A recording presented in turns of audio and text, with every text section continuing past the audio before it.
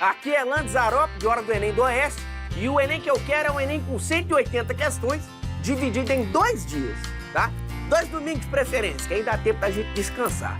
E na redação eu quero um tema bem surpreendente. E é assim mesmo.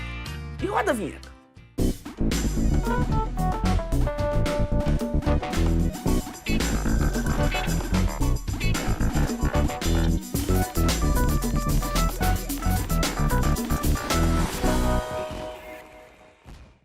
Hora do Enem no ar! Já parou para pensar em como os conteúdos do ensino fundamental também são importantes para você mandar bem no Enem? A nossa convidada é professora e tem um canal no YouTube repleto de conteúdos para dar aquele gás. Ângela Corrêa. Mas é já, porque agora eu chamo ele, o mago das charges e da matemática, professor Cristiano Marcel. E aí, meu camarada, beleza? E aí, mestre, tudo bem? Seja bem-vindo mais uma vez. Obrigado. Você explica essa história aí de mago das charges. Esse mago é por conta de vocês. Eu faço charge como distração e também porque eu acho legal, tenho vontade de seguir a carreira, mas acabei sendo professor e ficou por isso mesmo e travou. Mas é uma coisa que eu gosto de fazer e acho que faço bem. Faz muito bem. Obrigado. Muito bem, eu falo. Professor, hoje a gente fala sobre desvio padrão. Sim. Por que esse conteúdo é importante? Bom, ele, primeiramente, em função do programa, ele cai no Enem, sem dúvida, né? Ele se faz presente já desde uns 5 ou 6 anos. E, além disso, o desvio padrão é interessante porque ele tira aquela informação superficial, que nós vamos comentar daqui a pouco, e você pode aprofundar olhando para aquele número, sabendo se há uma disparidade ou não, se aquilo é mais regular ou menos regular. A palavra-chave é essa. Mais regular e a outra, menos regular. Através desse número, ou através da variância, que você vai definir se ele é mais regular, homogêneo ou não. Mas vem cá, professor, o que eu preciso saber para calcular desvio padrão? Você tem que saber alguns conceitos básicos. A ideia de média aritmética, a ideia de desvio, e depois entender, no final das contas, não saber aquela fórmula que às vezes assusta a pessoa, né? Fórmula? Já teve. Se você entender o contexto, como a gente vai ver daqui a pouco, você vai conseguir chegar numa boa e resolver as questões assim, com uma facilidade que você não tem noção. É claro que o cálculo tem que ter. Bom, daqui a pouco não. Vamos lá, agora. professor, explica pra gente. Vamos lá.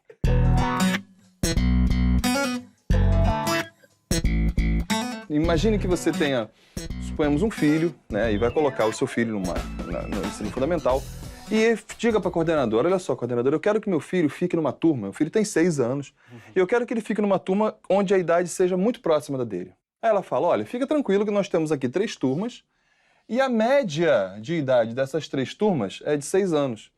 E o que é média, né? Soma os valores e divide pelo número de termos. Somei 30 dividido por 5, 6. Somei 30 dividido por 5, 6. Somei 30 dividido por 5, 6. Ela não está mentindo. Só que a média, nesse caso, é uma informação superficial. Certo. Se você ou a mim, nós vamos colocar esse filho ali, e eu não sei desses dados, eu tenho que olhar para o desvio padrão. É ele que vai me dizer se a turma é mais ou menos homogênea. Primeiro, vamos ter a ideia do que é desvio. O desvio, que a gente chama de DI, é o valor em questão menos a média. Quando o aluno vê isso aqui, já fica... Caramba, isso tá complicado, hein, professor? Mas não é nada disso. Por exemplo, aqui o desvio é sempre 0, porque todos os alunos estão na média. 6 menos 6, 0. 6 menos 6, 0. Os desvios aqui, 6 menos a média, 0.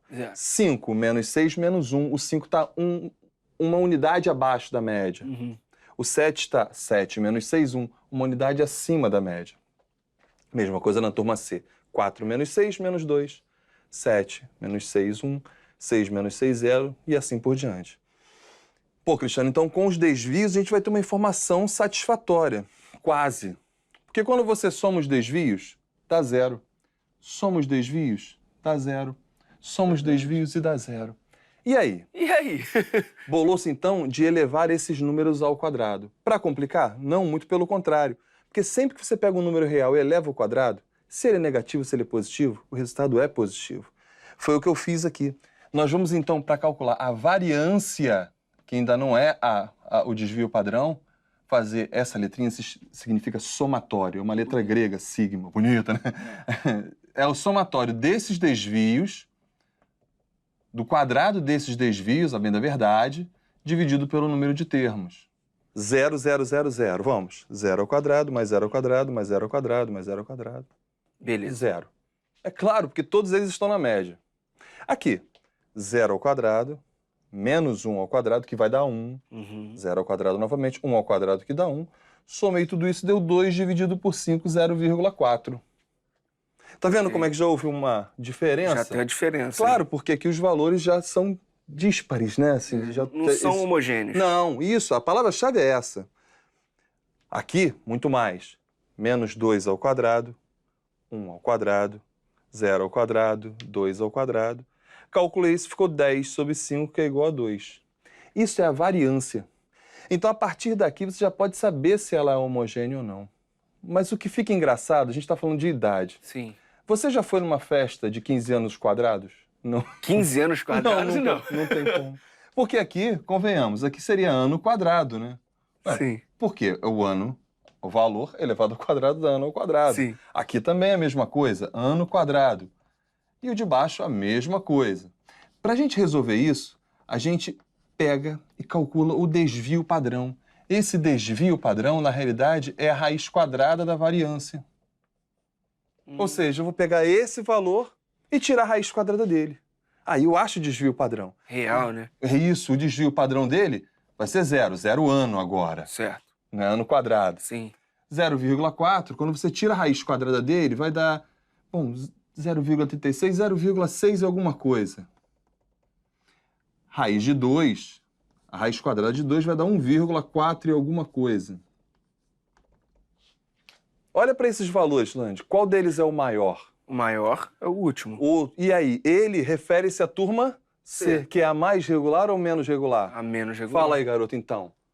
A mais regular tem o desvio padrão menor. Certo. A menos regular tem o desvio padrão Maior. Quanto maior o desvio padrão, menos regular ela é. Aqui, menor desvio padrão, qual é a mais regular, não é ela? Sim, com certeza. Acabou. Então, mais próximo de 0, menor. Caramba, E é maneiro. isso aí. É para isso que serve o desvio padrão. É um número que faz você reconhecer se aquela distribuição de frequência, se aquele grupo é regular ou não. Mais regular ou menos regular. Partiu questão, professor? Vamos lá, vamos nessa. Questão 176 do Enem de 2012, caderno azul, primeira aplicação. Por favor, professor. Um produtor de café irrigado em Minas Gerais recebeu um relatório de consultoria estatística, constando, entre outras informações, o desvio padrão das produções de uma safra dos talhões de sua propriedade. Cristiano, não sei o que é talhões. Calma, ele vai falar para você. Show. Os talhões têm a mesma área de 30 mil metros quadrados e o valor obtido para o desvio padrão foi de 90 quilogramas por talhão. O produtor deve apresentar as informações sobre a produção e a variância dessas produções em sacas de 60 quilogramas por hectare. Aí ele diz pra gente o que é um hectare, são 10 mil metros quadrados, ele disse isso pra gente. A variância das produções dos talhões expressas em sacas por hectare é... Bom, a gente pode pensar assim, pô, Cristiano, mas não tem desvio padrão, né? Eu vi que ele falou ali desvio padrão, mas... Mas para a variância ser calculada nesse caso, a gente precisa do desvio padrão, entendeu? Ah, mas esse cálculo todo que você fez, Cristiano? Não, mas tem essa relação. Perfeito. Então vamos resolver, professor? Agora...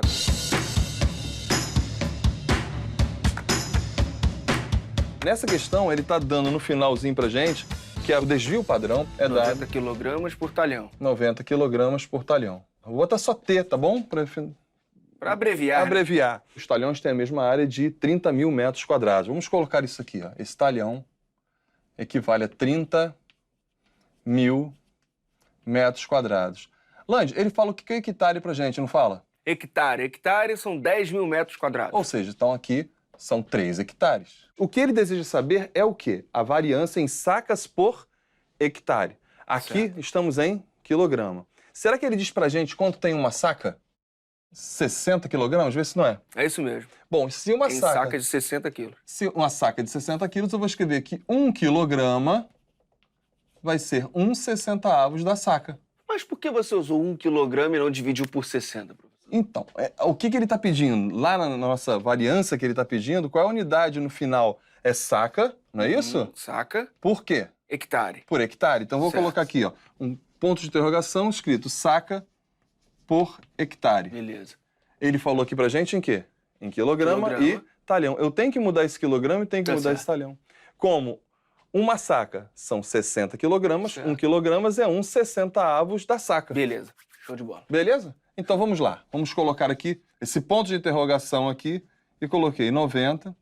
No lugar da saca, vou substituir. Essa é a variância, né?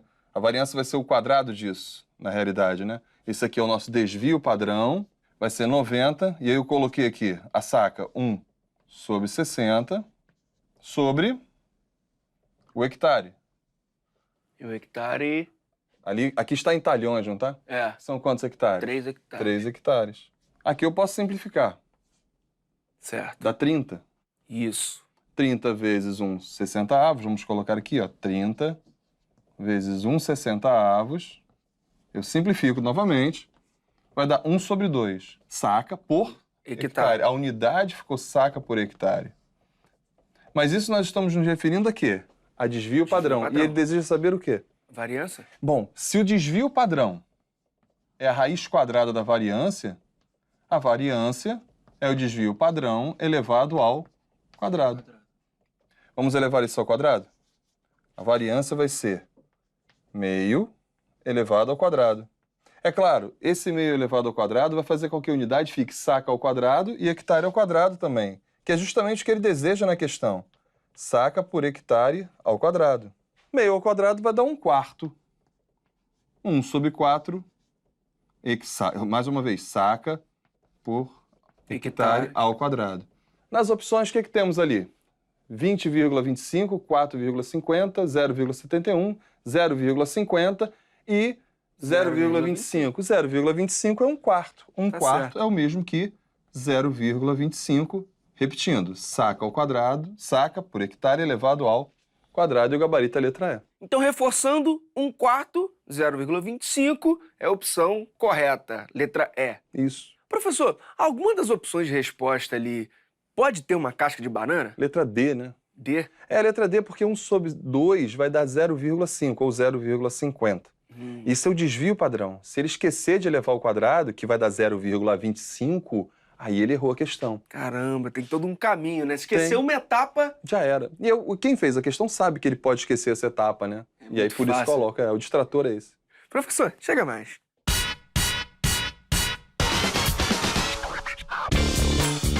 Ah, e você sabe que pode conferir todas as questões de desvio padrão que já caíram no Enem lá no Percurso Educativo de Matemática, né? O endereço é tvescola.org.br/percursos. É só clicar em Estatística e Probabilidade. Professor, uma última pergunta. Desvio padrão pode aparecer ligado a outra área de conhecimento, tipo física, química?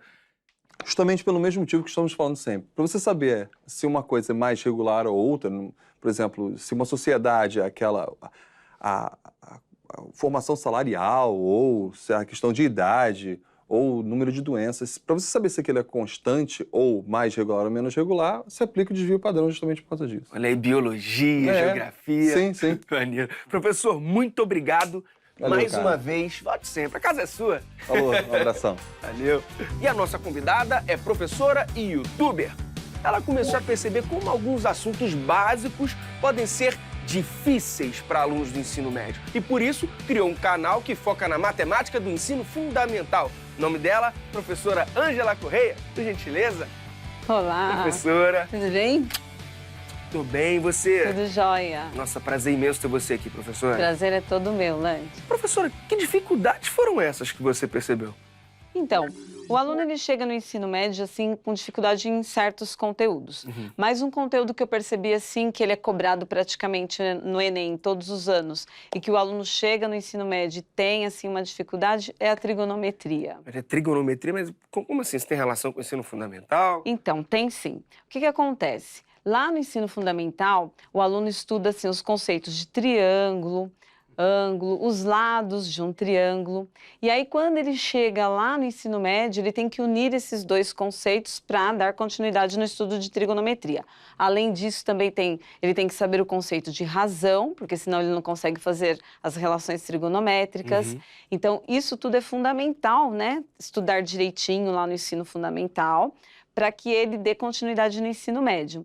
E aí, se ele deixa alguma duvidazinha passar lá, quando, por exemplo, o professor está ensinando triângulo, ângulo dentro de um triângulo, se ele deixa tem uma dúvida e deixa passar, isso daí vai prejudicar lá no final. Por quê? Porque, assim, na matemática, os conteúdos praticamente são acumulativos. Então, ele precisa de um conteúdo básico para depois ir se aprofundando. Vai passar Então, pro próximo degrau. Isso.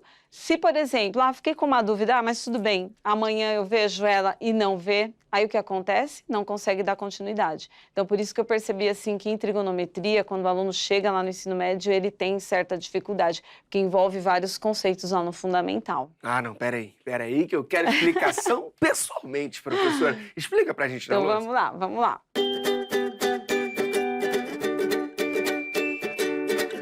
A trigonometria é a parte da matemática que estuda os ângulos e as medidas dos lados de um triângulo.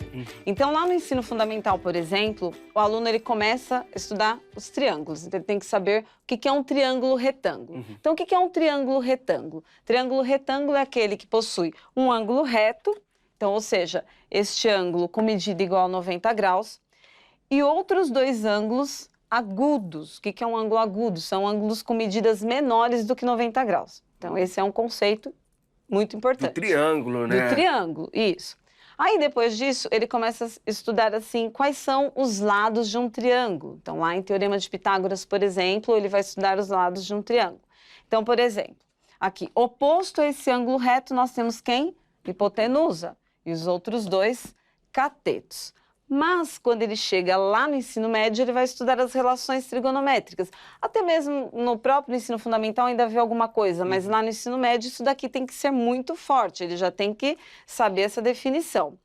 Porém, para saber aqui a definição de seno, cosseno e tangente, ele tem que estar muito claro para ele o que é um cateto oposto, o que é um cateto adjacente, que a hipotenusa é muito fácil. Hipotenusa, lado oposto ao ângulo reto, que é o ângulo de 90 graus, hipotenusa. Pronto. Porém, os catetos vai depender do ângulo. Então, por exemplo, coloquei já aqui para adiantar, cateto oposto em relação ao ângulo B. Então, vamos estudar esse ângulo B aqui. Marca o ângulo B Isso. de cara. Então, eu quero saber quem é o cateto oposto e quem é o cateto adjacente. Vamos supor que eu coloquei aqui seno de um ângulo, suponhamos que seja do ângulo B. Certo. Quem é o cateto oposto a esse ângulo B? É o lado do triângulo que está oposto a ele, que eu vou chamar aqui de Bzinho. Bacana. Então, o cateto oposto em relação a esse ângulo é esse Bzinho aqui. Beleza. Bom, se essa é a hipotenusa e esse é o cateto oposto em relação ao ângulo B, quem é o outro cateto? O adjacente, que eu vou chamar de Czinho. Coloco aqui. Bacana. Porém, se ele vai estudar o seno, cosseno e a tangente do ângulo C, já muda isso daqui. Por quê? Porque é um outro olhar. Ele já não está olhando mais em relação ao ângulo B, ele está olhando em relação ao ângulo C. Certo. Então, em relação ao ângulo C, quem é o cateto que está oposto? Oposto, em frente. do outro Quem lado, é? Cateto C. O Czinho. Então, em relação ao ângulo C, o cateto oposto, Czinho. E aí, quem que sobrou para ele ser o cateto adjacente? Bzinho. O Bzinho. Então, isso daqui tem que estar muito claro para o aluno. Isso tudo aqui aprende onde? Lá no ensino fundamental. Essa parte, um pouco também. Porém, quando ele chega lá no ensino médio, isso daqui tem que estar muito claro para dar continuidade em ciclo trigonométrico, funções trigonométricas. Então, por isso a importância de estudar, de não deixar passar nada lá no ensino fundamental. Por isso que tem que perguntar, né, professor? Perguntar. Professor é amigo nosso. Com certeza. É isso Jamais ir para casa com dúvida. Jamais, jamais. Perfeito. Bora lá pra frente?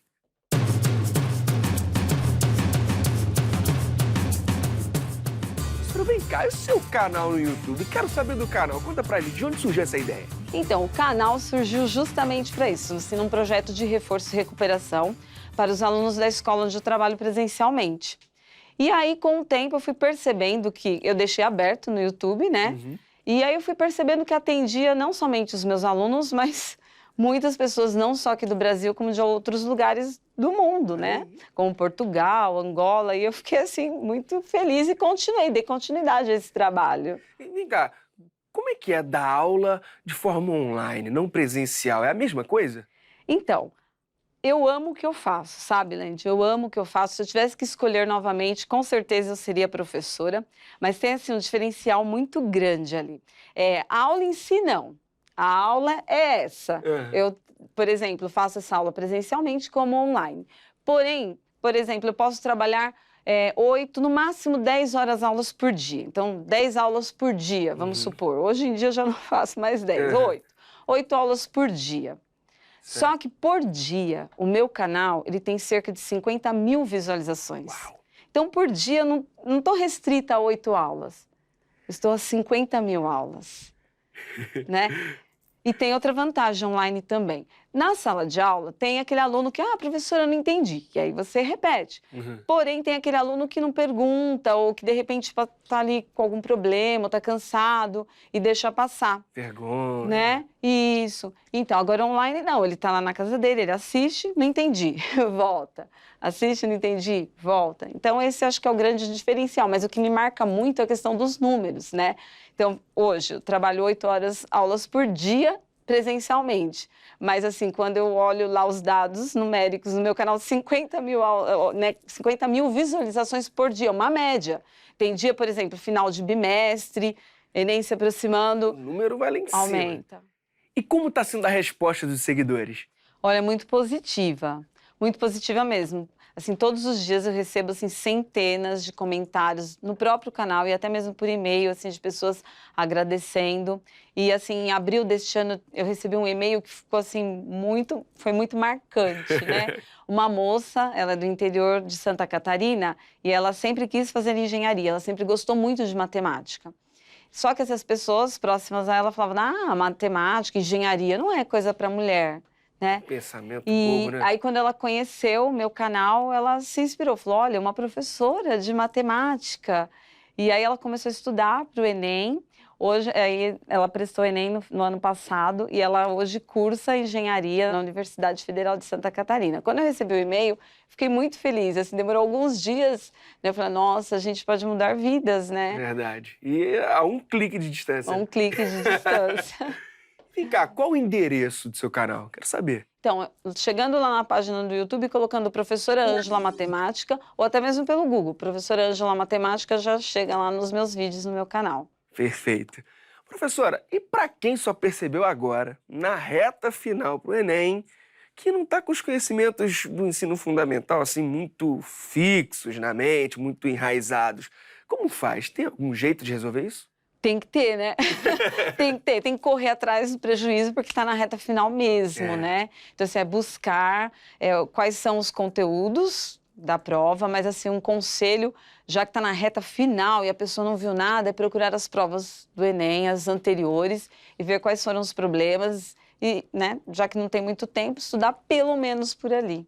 Professora, agora eu gostaria de uma dica de mestre. Para quem ainda não fez as pazes com a matemática, qual o conselho? Olha, a matemática, ela é tão importante, as pessoas têm, né, esse preconceito, assim, da matemática, contas, números, e não é só isso, né? Nós temos que desmistificar um pouquinho que matemática é só conta. Não, por exemplo, quando um bebê nasce, o médico não fica perguntando, qual o nome do bebê, ele já fala assim, peso, né, a medida do bebê, né? tamanho, matemática. Quando nós acordamos de manhã, você olha para o relógio, olha, matemática. Vai fazer um café da manhã, as proporções ali, água, café, açúcar, matemática. Então, nós temos que ter esse olhar para a matemática. Você sai na rua, tudo que nós temos hoje é graças à matemática. Então, tudo assim é matemática. Então, tirar um pouquinho esse foco de matemática é só conta. Não, tem todo esse lado da matemática, esse lado que a gente vive, né, a matemática. Então, nós temos que começar a ter esse olhar. Eu vivo a matemática, desde a hora que eu acordo, até a hora que eu vou dormir, enfim. Bom, e para reforçar os tópicos que a gente falou aqui, qual o conselho, além do seu canal, é claro? Então, além das videoaulas, tem também 2 sites que eu gosto bastante, que é o Só Matemática, que ele é riquíssimo, principalmente nesse conteúdo da matemática básica, e Brasil Escola também. Então, são 2 sites, assim, bem bacanas, onde os alunos, né, as pessoas podem buscar ali o conteúdo da matemática básica e também do ensino médio. Só Matemática e Brasil Escola. Isso. Tá na mente. Professora, não tem como agradecer. Eu que agradeço. Muito obrigado. Eu que agradeço. Olha, muito obrigada. Sucesso na Obrigada. carreira de professora, tanto presencialmente quanto lá no YouTube. Parabéns. Muito obrigada. E é isso, galera. Nunca é tarde para dar aquela revisada no conteúdo já aprendido. Então se liga, segue as dicas da professora Ângela e também corre pro percurso educativo de matemática. E se inscreve no nosso canal para ficar por dentro de mais conversas como essa. youtube.com/TV Escola. E até a próxima. E a nossa convidada é professora e youtuber. Ela começou e eu já misturei? Tá, vamos lá.